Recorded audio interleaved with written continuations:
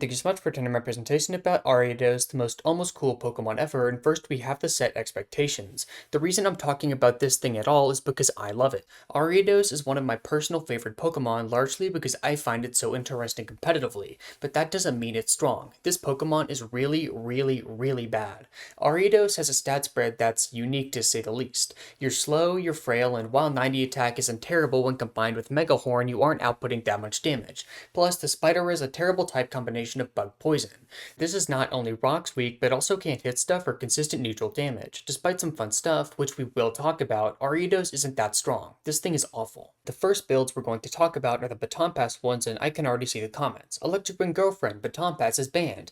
And yes, while that is true in most formats, it remains legal in Gens 2 and 3. This actually gives Ariados a really small niche as an agility passer, so what makes it special? The whole gimmick is based around Spiderweb, a move that traps opponents on the field. This actually makes Ariados the only Pokemon to have a trapping move and Baton Pass, which is extremely deadly in theory. By locking something that doesn't have moves that beat Ariados on the field, which is admittedly pretty rare, it can guarantee a strong matchup for a crazy sweeper in the back.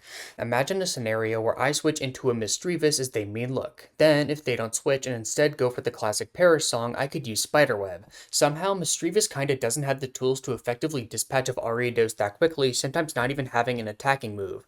Thus, Ariados is free to boost up and pass a speed boost to something in the back, ideally a Swords Dance to Club Marowak that can pretty consistently wreak havoc. This isn't good, but can be run if you really like Ariados, which is the best thing I can say. This next section of the video isn't really real. Talking about Ariados and VGC is all speculation because let's be honest, you aren't going to do much with this thing aside from maybe doing well in an online best of one tournament, but it does have some sauce. The main idea is actually String Shot, a spread move that lowers speed by 2 stages. This is actually really insane and serves to literally negate Tailwind. That's not easy to do. Plus you get Insomnia, a great ability in VGC. Sleep moves, especially Spore, are super common and having a way to get around that can help make a Pokemon great. Okay, that's cool, but why not use Spite Ops? It is literally all of that, including Insomnia and better defenses. Ariados is just worthless, right? Well, that's not entirely the case. This thing gets Rage Powder, an amazing move. It redirects powerful stuff right to the spider, providing literally anything you want, from switches to setup to attacks. Is all of this good? No. Ariados has no real usage anywhere, but it does have some cool traits that give it a few things to do if you really wanted to use it, which is more than a lot of Pokemon could say.